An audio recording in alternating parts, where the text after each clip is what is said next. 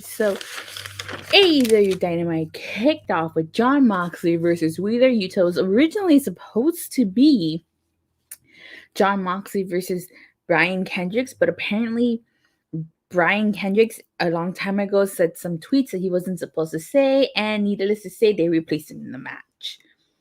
So this is actually kind of a nice little match to start off with. I actually enjoyed the match.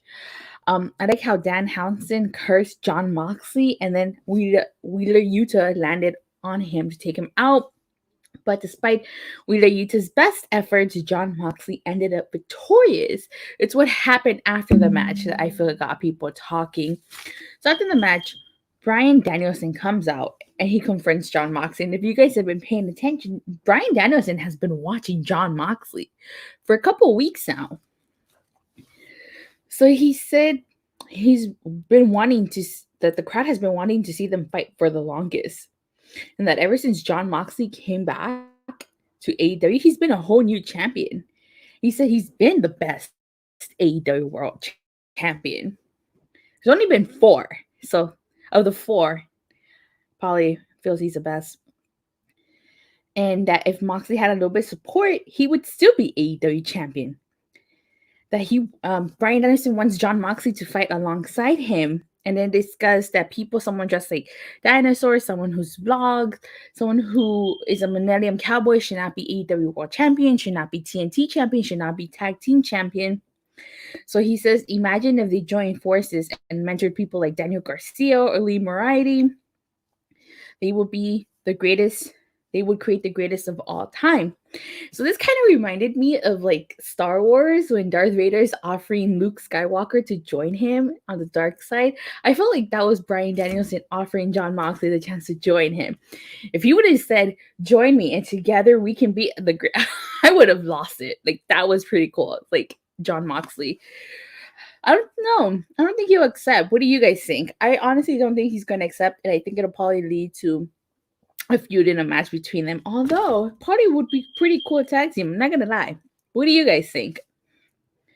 So then after this, we had a Dan Lambert segment, and honestly, well, it's Dan Lambert / Brandy Rhodes segment, if you ask me. I did not really like this segment, although some of the points that Dan Lambert said was that how long was Cody Rhodes going to pretend that he earned his spot in this company? Let me see. Yeah. And how long Brandy was going to pretend Cheap Brand is something meaningful, which I thought was interesting. This is actually, I don't know about you guys.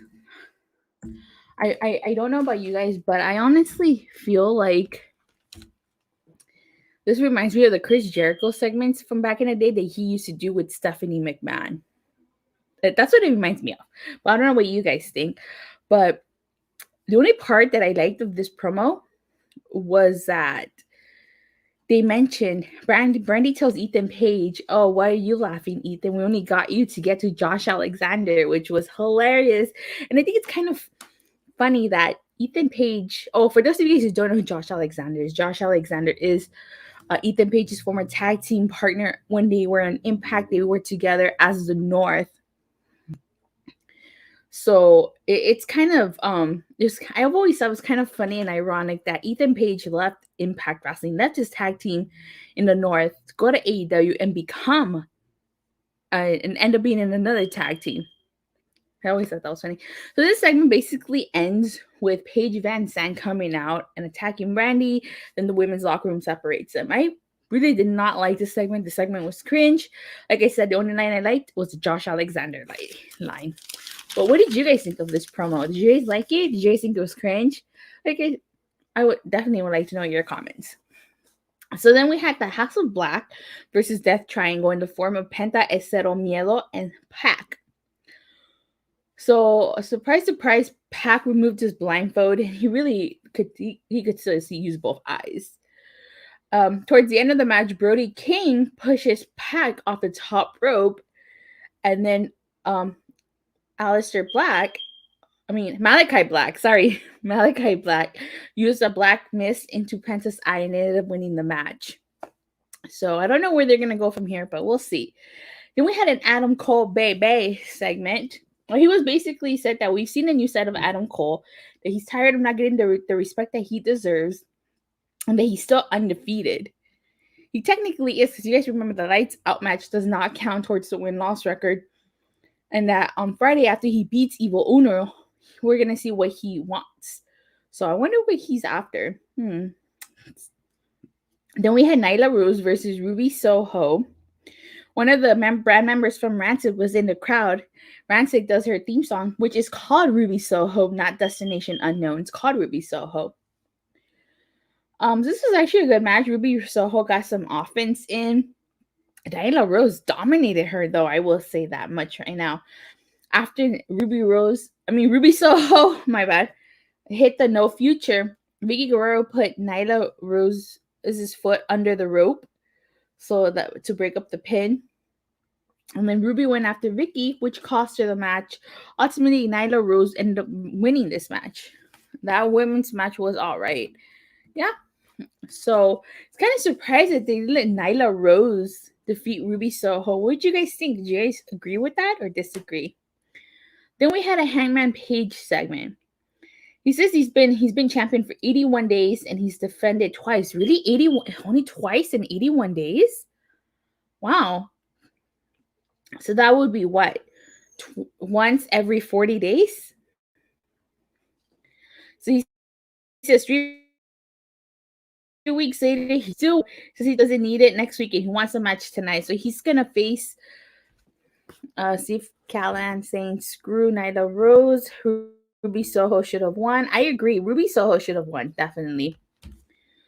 He doesn't want to wait till next week for his Texas Death Match against Lance Archer. So he's encouraging Lance Archer to come out and they can do it tonight.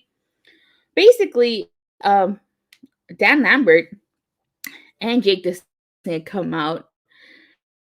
And Lance Archer comes out. He basically chokeslams Hangman onto the steel steps and then the blackout on the table. So basically sending Hangman a message.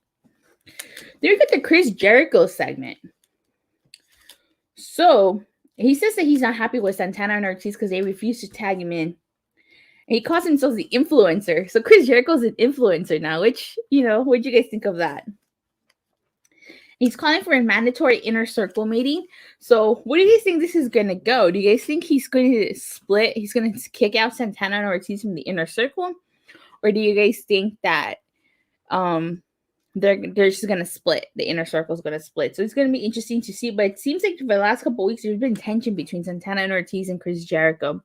So I'm curious to see where that goes. Are they calling it quits? Or is it just going to be kicking them out? We'll have to wait and see.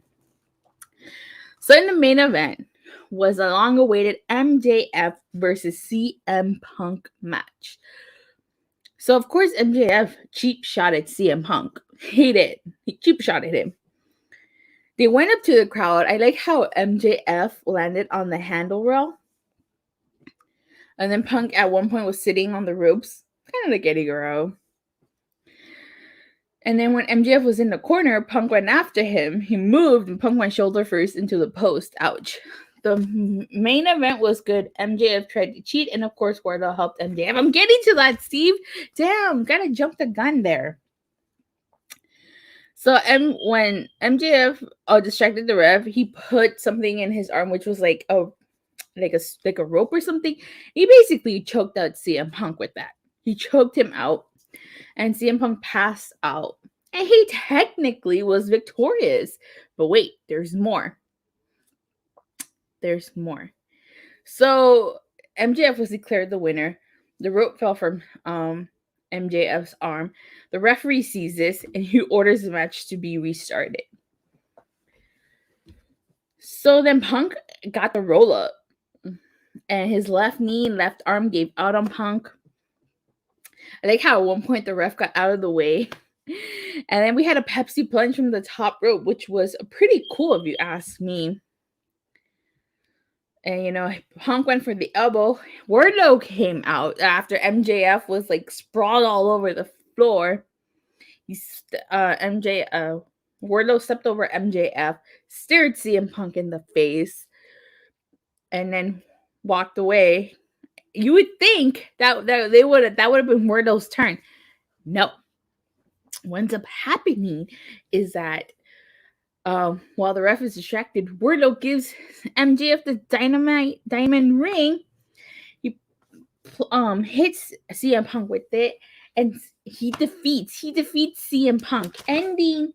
That's how the AEW Dynamite ends. So, what did you guys think of that finish? CM Punk loses to MJF in his hometown of Chicago. Now, there's probably people out there that disagree with the finish and are upset about the finish, but I think it makes sense because what does CM Punk gain by defeating MJF? Like, seriously, what does he gain? I don't think he gains anything really by defeating MJF. MJF gains more by defeating CM Punk. Granted, I wanted a clean finish, 7 out of 10 AEW, but Punk should have won.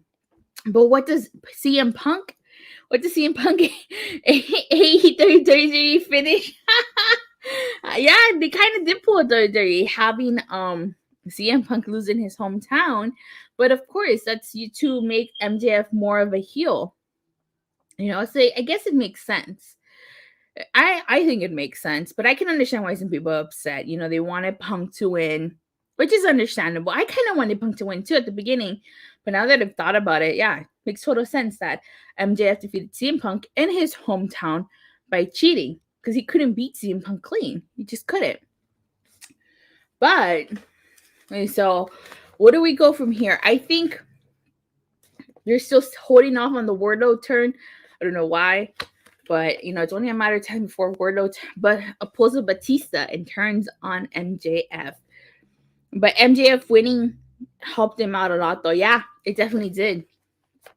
So, when you look at the overall matches and segments, I did like the Jon Moxley match. I could care less about the Dan Lambert Brandy Road segment. It was cringe. Good review. Thank you, Steve. Thank you. I did like the Nyla, Rose, Ruby Soho, MJF, of course, MJF, CM Punk, House of Black, and that triangle was okay. So when you look at that, I have to agree with Steve. I give it a 7 out of 10, and I give it a 4 out of 5. Just because of that Brandy Rose segment, that to me brought the quality of this episode way down. Really, I could have done without that. But what do you guys rate this? What did you guys think of tonight's episode? Too bad we did not get Kendrick. Yeah, it's unfortunate. I'm pretty sure Brian Kendrick versus Jon Moxley would have been an insane match. That would have been a really good match. But with that being said, that concludes this review. Thank you guys all so much for watching, and of course for your continuous support. I should be coming out with my Power Rangers stuff pretty soon. Or I should say the Legacy of Power should return pretty soon. And I'm currently on the road to 400 subscribers. Please don't forget to like and subscribe. And make sure you hit that bell so you get notified whenever I go live or release a new video. And I'll see you guys tomorrow after Impact Wrestling. Bye.